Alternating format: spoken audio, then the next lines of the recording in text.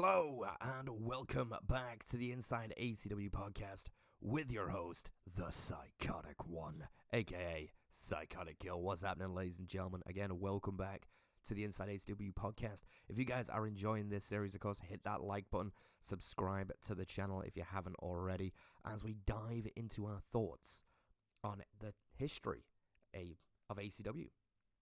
And today, ladies and gentlemen, we have a very special episode. Of course, if you got to the end of episode 2, you kind of know what I'm planning on talking about today, ladies and gentlemen. Today, again, a very special episode planned out, as today we discuss the biggest damn show of the year. End of days. Where to begin when talking about end of days? So, for those who don't know what End of Days is, now, I'm assuming majority of people that are listening to this podcast, you know what WWE is, right? We've talked about WWE and their pay-per-views. Now, anyone who knows wrestling, hell, even people who don't watch wrestling, probably know the name WrestleMania. The biggest show, the grandest stage, where legends are born, where the greatest of the greatest compete. You know, it's one of the greatest night in wrestling. It really is the biggest night in wrestling. And that's essentially what ACW End of Days is. You know? It's basically our WrestleMania. So, let's talk about WrestleMania for a second. You know, as I said moments ago, ladies and gentlemen, End of Days and WrestleMania being the same thing. WrestleMania itself is where you see your biggest stars of WWE. You know, you've got your Undertakers, your Stone Cold Steve Austins, your Rocks, your Hulk Hogan, your John Cena, your Roman Reigns. You know, to speak of the men, you look at the women, you got Charlotte Flair, Lita, Trish Stratus, Becky Lynch. You know, some of the biggest names, hell, even Rhea Ripley right now. You know, the biggest names in the company are on that show. You know, they're the names that sell out massive stadiums every year. And of course, right now it's the perfect time to even talk about WrestleMania, as we're on the road to WrestleMania. Of course, WrestleMania 40, the biggest WrestleMania that's ever been done. Massive shout out to WWE. I'm so excited for WrestleMania 40. It's looking like it's going to be the best WrestleMania we've ever seen. And as a kid, of course, growing up, I was always a fan of wrestling, and WrestleMania was always something I always wanted to see. Now, as a kid, I never got to see WrestleMania. And until I want to say I was 16, I got to see my first WrestleMania because a friend of mine actually had a DVD of WrestleMania 24 and WrestleMania 19. And of course, we sat down, we watched them together. And I was amazed. Absolutely amazed at the spectacle that this show delivered. You know, I always heard about WrestleMania, how big it was, and, you know, we're getting to see it, you know, that grand spectacle that WrestleMania is. It blows your mind, you know, and I remember then getting my very first ever DVD of my own of WrestleMania 25, which was absolutely incredible. Favorite match from that show has to be Undertaker versus Shawn Michaels. You know, purely good versus evil. It was the greatest wrestling match I think I've ever watched. You know, it's a shout out to those two. I know it was so long ago. It was like 15 years ago. But to me, in my heart, it's still one of the greatest matches of all time. And I'm not going to go into detail and bore you with why I love that match or all that good stuff. We're here today to talk about End of Days. So, we talked a little bit about, of course, about WrestleMania there. Now, put that in terms of ACW. So, we've gone along with all our pay-per-views throughout the year. And, you know, we're reaching towards the pinnacle of the, in-game calendar. So, obviously what WrestleMania would be. And I thought to myself, we need our own WrestleMania. You know, we need something that we're leading towards. We need that big, massive show where all the superstars who we've built up throughout the year with all their stories, it needs to culminate.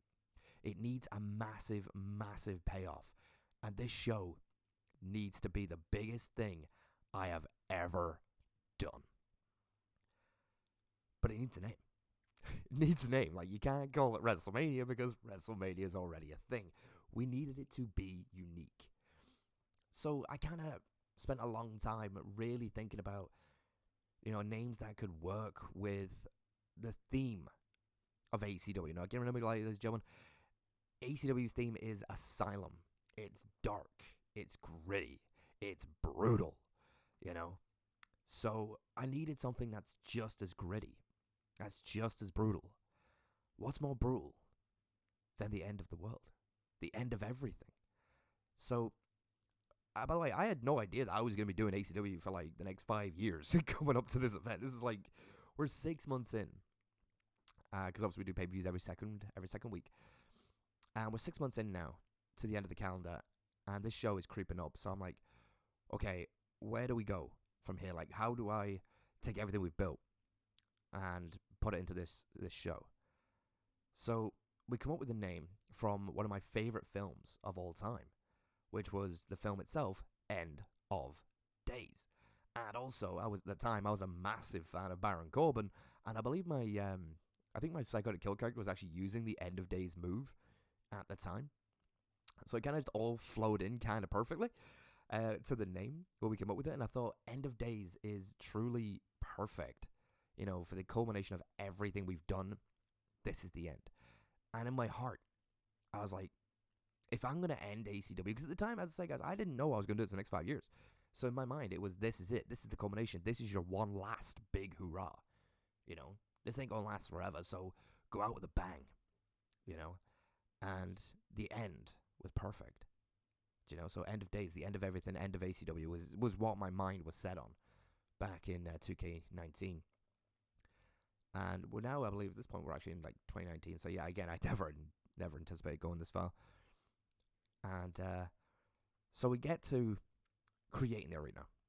This was the most stressful but fun thing I think I've ever had the privilege of doing with ACW, is creating its biggest stage. And I think, I'm trying to remember now exactly back to that stage and its creations. I know I spent a long time just trying to take all these different pieces. Now again, guys, at this point, my creations aren't great yet.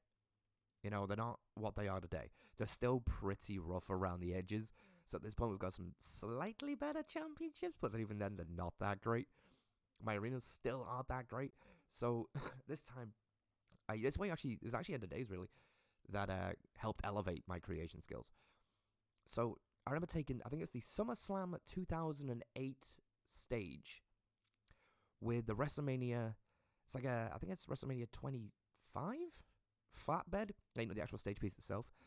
And then it was like the A symbol, which I think came from Armageddon. So essentially you have this like blockbuster kind of cinematography. It's kind of cinema stage from SummerSlam 2008. I put that together. In each segment, of course, it said end, and then the next section of, and of course the final section, days. To signify, you know, this big theatrical thing. At least that's so I thought. And we built the stage up. We built the ring. You know, it just simply was, I call it the black apron with red writing, End of Days. Simple, basic, but it was also in the biggest arena the game would let you create. So it already looked really, really grandiose. It looked like a WrestleMania stage, you know, because that's what you want. You want it to be in this massive arena. You want it to be enormous. And it really was. You know, major props to the devs for creating these arenas. They are massive and they look and feel like you're at WrestleMania. It is awesome. But of course, we want it to feel like our WrestleMania, which of course, again, End of Days is. So we have the arena set, and we're almost to the show. The stories are built. And what stories they were. Oh my. There's 2 stories today, guys, I'm going to talk about at End of Days. Especially, this is all about the first End of Days, of course. We're going to talk about End of Days 2, 3, 4, 5, 6. Maybe a little bit later on down the line, maybe in a different episode. But today is solely focused on the first episode. So, we get to End of Days. Now, the 2 matches I want to talk about today are probably my 2 favorite matches from the show. And they were technically both the main event, but they weren't. One was only the main event, really. Those matches, of course, were Willow, the leader of the Wolfpack, and, of course, the young wolf, Taylor. Now, of course, they are family. And we're going to do a very special episode, ladies and gentlemen, about the Wolfpack themselves. We're going to do a very special episode all about them and their stories, because it has to be, to this day, the greatest story I have ever told in ACW. It was a year-long rivalry that culminated at this pay-per-view. Now, honestly, looking back, this should have been the main event. It really should have been. And the other match was, of course, the actual main event, which, when you find out what it is, you'll understand why it was, is, of course, your boy, Psychotic Kill, against a man, and at the time, my moderator, Spying Thunder.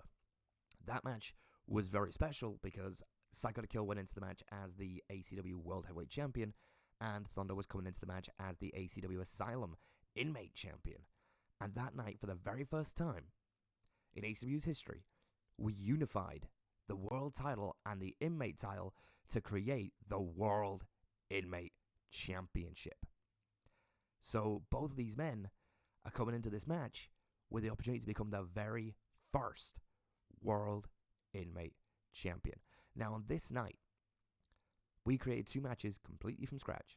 2 matches that never existed before. Well, one kind of does, but we put our own twist on it. And the other one doesn't.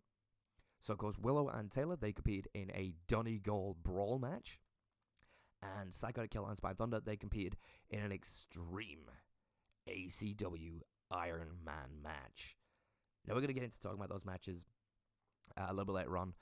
But I just want to kind of let you know what is coming up. Those are 2 phenomenal matches. We'll discuss them in detail a little bit later. But first, I want to talk about the emotion going into that night. So, as I say, we've built up a lot of stories, built up a lot of superstars over the year. And this was the night that they get to show off their skills, show off why they're the best, and only the best got on the show, you know? This wasn't a night where I wanted to cram everyone in. Now, we've had end of days shows where we wanted to cram people in. End of days 4, probably the worst end of days I've ever done. But not all could be special. But we wanted to make sure the best of the best were on this show. And I believe they were, you know? And I remember being a couple of days away. Everything is now ready to go, you know? We just completed the last Asylum episode before we went to End of Days. And I remember talking to Willow and being like, I'm scared. I'm scared. I'm really scared. She's like, what are you scared about? Like, what are you being silly for? You've been doing this show for like 6 months now. You know, you've gotten better and better every week. But I was genuinely, for the first time, doing ACW, extremely nervous because, to me, this was it. You know, this was the end. This was my WrestleMania. This is my one shot, my one opportunity to go out there, you know, and leave it all on the line. Give everything I have in this one night. And no matter what happens afterwards, it doesn't matter because this is it, you know. Whether ACW continues or it dies, all depends on this night. Now, I know, and Willow says this to me a lot. Willow tells me all the time, I put too much pressure on myself. And I know, I do. I really do. Especially when it comes to ACW, because I'm always striving to be better.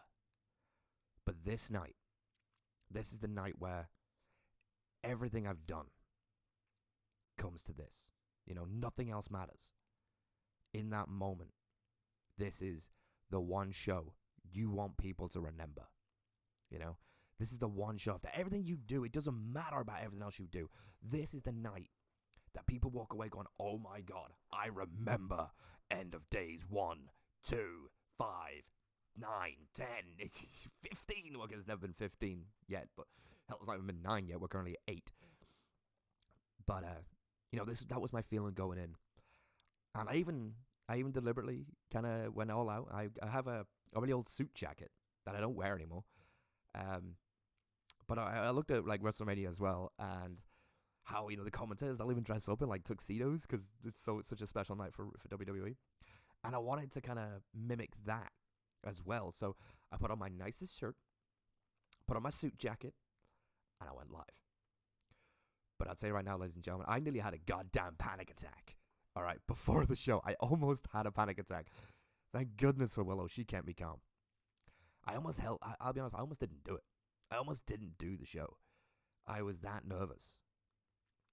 I was so worried that I was going to mess it up I was so worried I was going to stumble my words, and I mean, I was visibly shaking before that show. Visibly shaking. And the minute I hit go live, I just thought to myself, you got this. This is it. Go and show everyone what you've got. And most of all, have fun, because that's what really matters. That's what really matters in these situations is having fun. If anything else, So like, if this ends up being the last show we ever do, it is what it is. As long as you had a good time, as long as you remember it, even if no one else does, and it's a night I will never forget. Like once I was doing the show, all the nerves went away. Once I got that first match out of the way, it was just 90 miles an hour straight to the finish. And a lot of it is a blur, except for 2 matches. Willow and Taylor. So as I said, guys, we're going to do a podcast episode talking deliberately, specifically about the Wolfpack and their incredible story over that year. Hell, I think that story lasted about 3 years in total, but the first year was so special. And I'm not going to dive in fully about why that, again, was so special, because we'll talk about another special episode. But either way, their story had culminated in, Taylor had won the Women's Royal Rumble, the first Royal Rumble we did in ACW at Soul Survivor, and Taylor had won the Rumble. So she had the opportunity to go on and face the Women's Inmate Champion at End of Days. Now, going into that pay-per-view, Willow, the leader of the Wolfpack, was the champion. So the battlegrounds are set for the young up-and-coming Wolf, Taylor, the baby of the group, to finally take on her leader, the woman who's taught her everything, the woman who has led the way in ACW. And these 2 women are going to clash for the biggest prize that the women can compete for. And my God, what a banger they put on. 20 minutes of all-out mayhem. This match was a no disqualification knockout match. That's what Dungeon Brawl is. A Dungeon Brawl is completely no DQ, no countouts, anything goes. The only way to win is to knock your opponent out cold. We'd never done this match type before. We had no idea how this was going to go. We just knew it had to be something special. We knew it couldn't be Willow versus Taylor, quick pinfall, match is over. It needed to be something brutal. And it ended up being the most brutal match we've ever done to this day. Now, normally in a kind of situation like that, you use your finish, someone used the finisher, and boom, you might knock them out. This was not the case. Now, at the time, Willow, I believe, was doing the eclipse, so a diving off the top rope where she'd kind of grab you by the head and pull you down and drive your head into the shoulder, so that would, you think, knock you out, right? Taylor was using Tay Payne, a.k.a. Rampage, made famous, of course, by AEW superstar Paige, and Saraya Knight. I don't know what she's wrestled under AEW, but so anyway, back to the story. So Taylor, of course, using the Rampage, which is where she hooks you in, drills your head into the canvas. So you think that would knock you out, right? No, that is not what happened at all. These women would hit their finishes countless times, trying to knock the other out. Again, all of this is a culmination of their incredible story throughout the year. The championship is on the line. It's the alpha versus the young wolf. Neither of them could knock each other out. Until one moment, Taylor launches Willow over the top rope. Willow able to grab on tight, hanging onto the top rope for dear life. Right about to ready her elbow and drive it into the face of Taylor. But no, the young wolf hits the ropes, charges, full head of speed. Lowers the head, shoulder right into the gut, launching the alpha from the ring to the announce table. Willow hit with such impact that it knocked her out cold. An end of an era was made right there in that moment. The young wolf had dethroned the alpha. She had become the alpha herself. Now, ladies and gentlemen, I could talk about the Wolfpack all day long because I'll be honest, ACW was built on the Wolfpack. Their incredible storyline, their incredible rivalries, you name it. Like, without the Wolfpack, I don't think ACW would be here today. And I can't wait to talk about that special episode later on down the line, of course. But then we get to the main event. Spying Thunder, the ACW Asylum Inmate Champion, versus the Psychotic One, Psychotic Kill, the ACW World Heavyweight Champion. This, ladies and gentlemen, is another absolutely brutal and vicious matchup. Now, an Iron Man match is quite simple. An Iron Man match is two competitors face off in the ring. Normally, disqualifications countouts are all in effect, and the whole goal of the match is whoever scores the most falls via pinfall or submission will win the match. So if you score a pinfall or a submission, you gain a point. If you gain another pinfall or submission, you get another point, and vice versa. For both superstars, whoever has the highest points wins. So we thought, why not take that premise and turn it up to 11? No disqualifications, no countouts, falls count anywhere. You can battle anywhere you want in the arena. You can use whatever the hell you want to win. And the stipulation became extreme. But now, we needed something even bigger. Because, hey, you know, having an Extreme Iron Man match is already absolutely bananas. You know, it's already insane for your main event. I wanted to increase the stipulation so much more. And now you got two champions coming in to face off. You gotta put the title on the line. But who puts it on the line? You gotta have a main event with a championship match, right? Well, that's why we decided, let's unify the titles to create something we've never had before, a World Inmate Championship. So Psychotic Kill and Spine Thunder, they tore the house down. 16 falls between both men. A total of 16. In the end, Psychotic Kill, of course, did come out the victor, 10-6. So 10 points for Psychotic Kill, 6 to Spine Thunder. They battled in the ring. They destroyed the announce table. They beat the hell out of each other with chairs, ladders, I think at one point a kendo stick. There was tables involved. It was just all kinds of anarchy. All kinds of just amazing mayhem that is just constantly etched in my brain. And even as myself, like with Psychotic Kill being my own personal superstar, it was so hard to run commentary because I wanted myself to win so badly, you know. And Spine Thunder at the time was a really good friend, and I really wanted him to win. You know, I was so torn between both men because Thunder was a great guy, and he loved ACW and helped me so much with ACW as well. And of course, he was my moderator at the time, so I kind of supported him too. You know, I loved his character. And I really wanted him to have that glorious moment of being the first. But also, it's myself. I wanted myself to have that glorious moment. You know, becoming a unified champion, the first ever double champion in ACW, and it being a World Inmate Champion.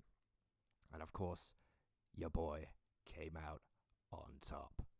The new World Inmate Champion. Now, here's a little tidbit and a little fun part for you about the World Inmate Championship.